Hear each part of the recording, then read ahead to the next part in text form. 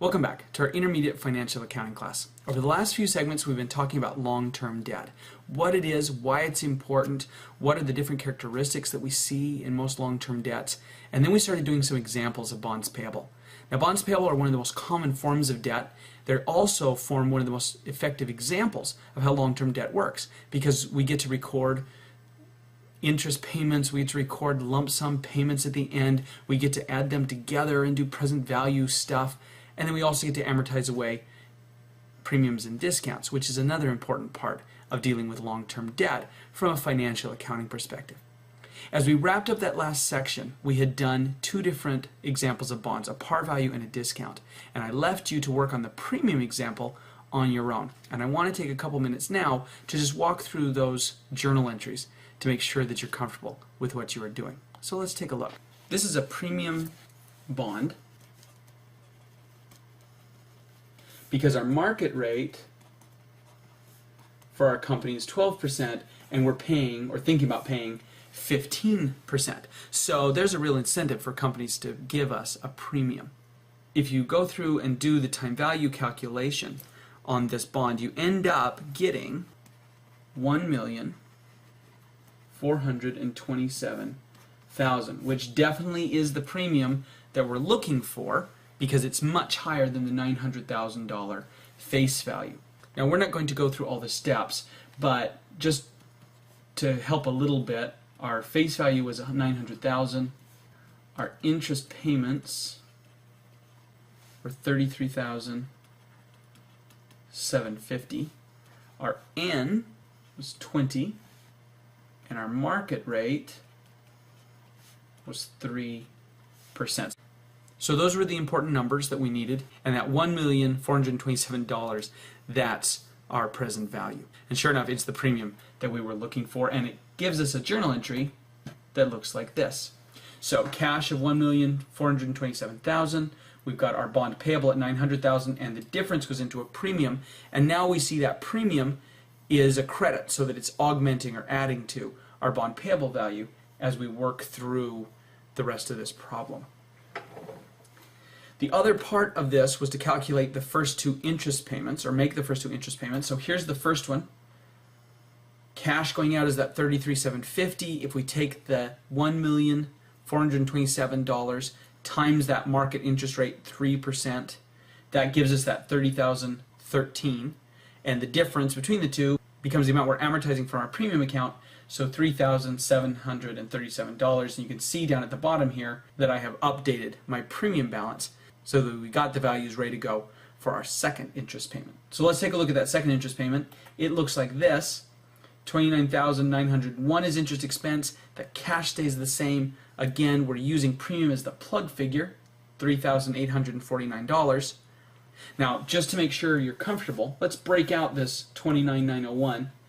We take the $900,000, that's our face value of our bond payable. We add to it the $96,690. This is a premium now, so we're adding. So we get $996,690. Our market rate is 3%, so if I take $996,690 times 3%, I get the $29,901, and that's where the value comes from.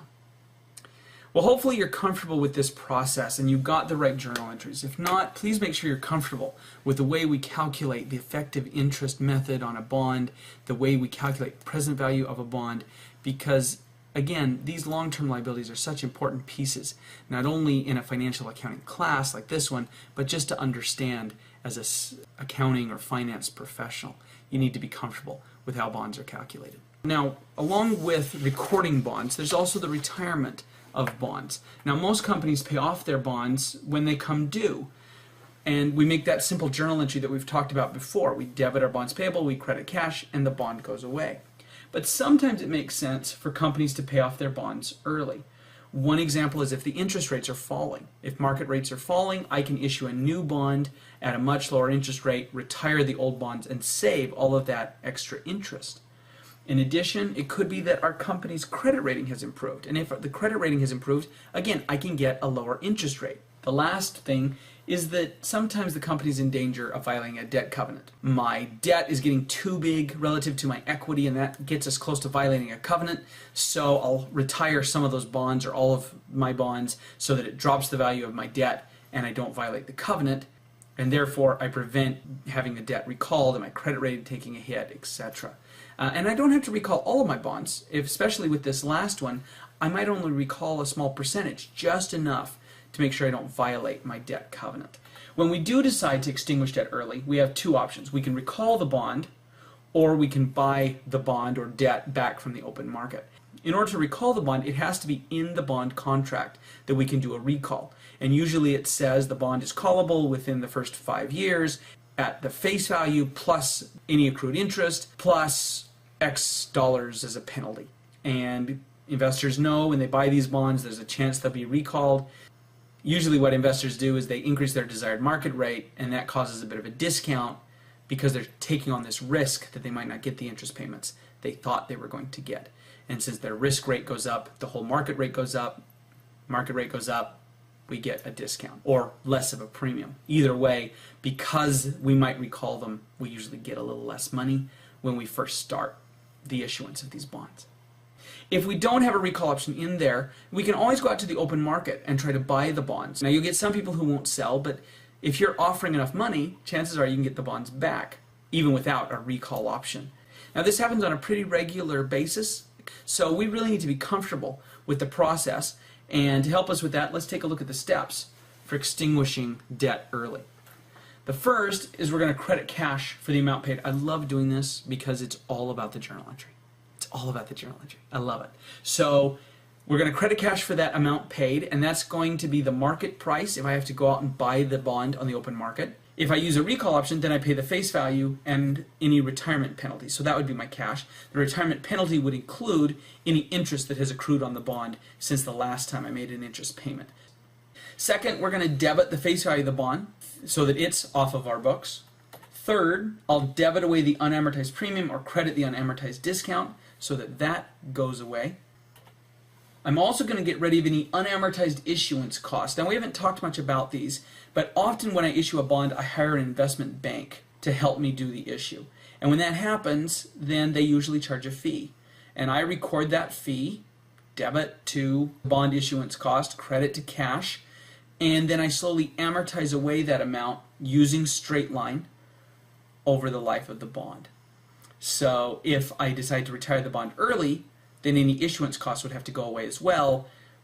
Last step then, we use either a gain or a loss on retirement to finish up this journal entry. And how it turns out, gain or loss, depends on what we show as the book value or the carrying value of the bond versus what we have to pay for it. So it can go either way. Now, looking at these steps, you can do these steps for the whole bond. You can do them for a percentage of the bond. If you're going to retire half of your bond or a third of your bond, you would just multiply by 1/2 at each step.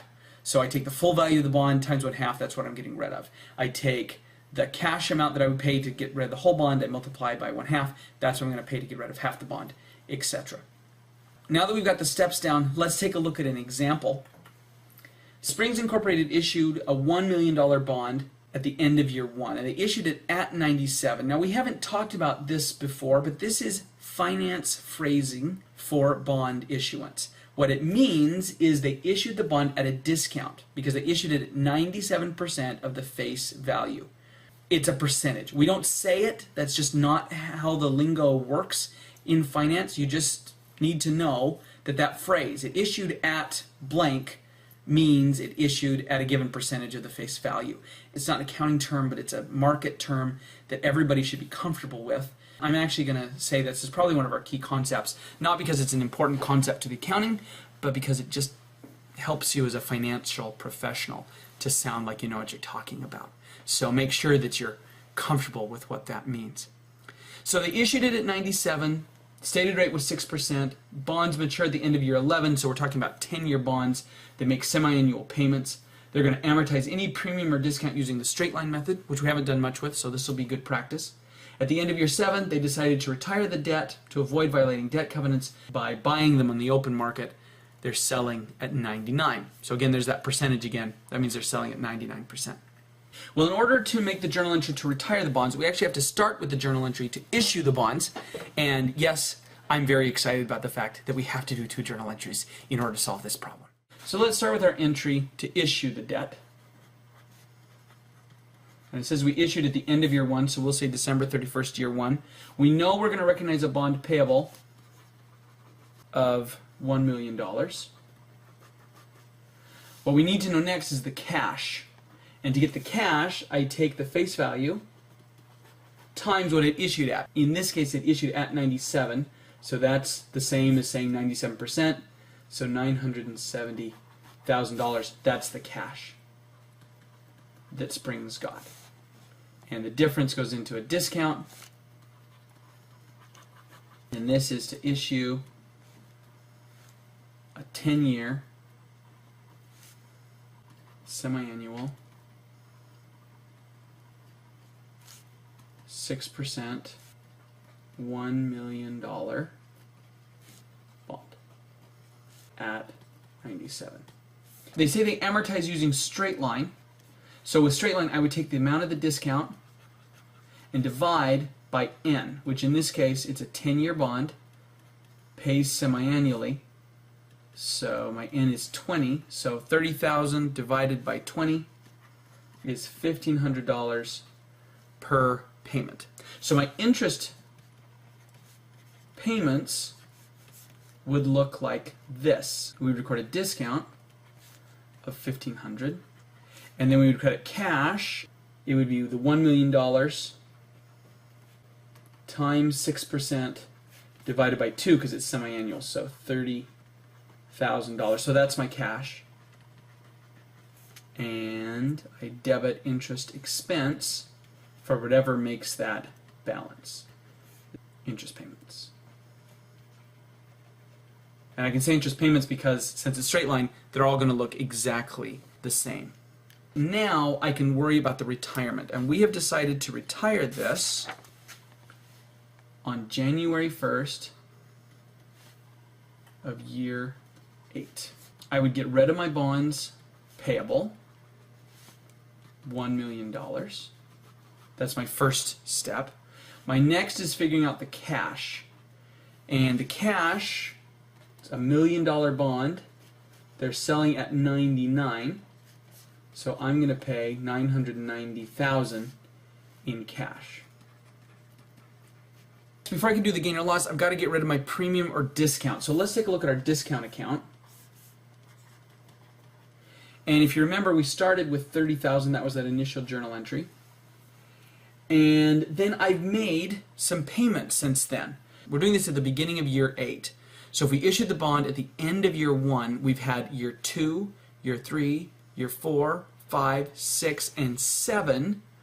And we've made 2 interest payments each year because it's semi-annual. So 6 years total, beginning of year 8, we haven't made any interest payments yet. So 6 years total, 2 years, 2 payments per year, so a total of 12 payments. So we have credited this account by $1,500 12 times. Which, if you multiply the 1,500 times 12, comes out to $18,000. That's not a negative credit, because that's just wrong. You don't have negative credits, ever. And you don't have negative debits in a journal entry or in a T account, ever. They switch sides. So it's not a negative, it's just showing what this total value would be, which leaves us with $12,000 in our discount account. So if I'm going to close out this bond, I've got to get rid of the rest of that discount. In order to make this balance, do I need a gain or a loss? Well, in this case, to make it balance, I need a debit. And a debit, unfortunately, is a loss. So we're going to have a loss on retirement for $2,000. Retired bonds from year 1 at 99. Now we did this journal entry with a retirement right after an interest payment. If we're making 2 interest payments a year, chances are we paid on June 30th and December 31st, especially since we issued on December 31st. So it makes sense that we would be making a payment on that same day. So to retire them on January 1, I've just made an interest payment, no interest is accrued. This becomes a little more exciting if I don't retire them right after an interest payment. What happens if I retire them in the middle of 2 interest payments? So let's take a look at the same exact problem, but now let's assume that instead of retiring on January 1st, we retire them on May 1st of year 8. We're still going to use the 99 as the price at the time we decide to retire, but now because some interest is accrued, we're going to assume that they're selling for 99 plus interest, and that's a pretty common assumption. So in order to do this, we have to do now 2 steps. So step number 1, we have to record any interest that's accrued.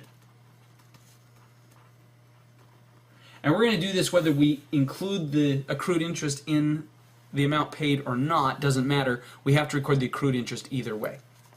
And then we can retire the bond. So on May 1st, year 8, we're going to record interest expense. We're going to amortize away some of the discount. We're not actually going to pay cash for this. We're going to do one big payment that pays off the entire bond, but for now we're not sending a separate check for the interest, so we'll just put it into interest payable. So this is to record accrued interest prior to retirement. And to calculate the amounts here, normally we pay $30,000 in each interest payment. That's for 6 months, right? Because it's semi-annual, so 6 months. So January, February, March, April, 4 out of the 6 months have passed. So my normal payment would be $30,000. I'm going to accrue for 1/6 of that, and that's $20,000. I also amortize away in a normal period $1,500, but it's only been 4 of the 6 months, so I'm going to record only $1,000 in my discount. Now that I've got these numbers, I can stick them into my journal entries. So the discount's going to be $1,000. The interest payable would be $20, and I'll record interest expense of $21,000. So again, still on May 1st of year 8, I'm going to get rid of my bond payable. Still $1 million. Next, I've got to get this interest payable off my books. I can't be owing interest on a debt I no longer have, so that's got to go too. So we're going to bring this number over and put it over here. Next, I've got to get rid of my discount. Well, my discount balance has changed because I just amortized away some of it over here. So let's go back to our T account. At the end of December, I was at $12,000. Now I've amortized away another $1,000. So I now have a balance of $11,000 in my discount account. So that's the amount I've got to close out, is $11,000. So $11,000. Next, I need to know my cash. And my cash, let's go back again to this other page. The market price is still 99, which we have up here, so I'm going to bring that down. So 990,000. And then I have to pay the interest that's accrued. And we calculated that just a second ago. That was $20,000. So if I add that up, I get $1,010,000 in cash that I have to pay to retire these bonds. So let's go ahead and put that into our journal entry.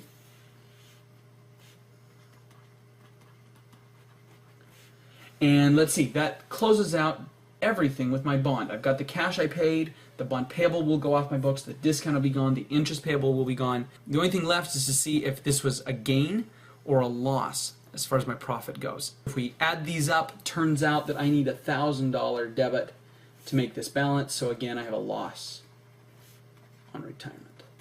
This is to retire bonds issued 12/31 year 1.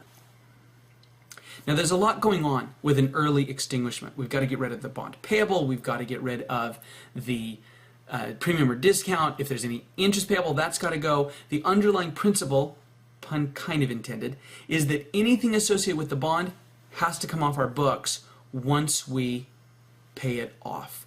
Just like if we sell property, plant, and equipment, both the property, plant, and equipment and its accumulated depreciation have to go. We can't have something on our books for an account we no longer have. So if that bond is gone, the discount or premium's got to be gone, interest payable's got to be gone.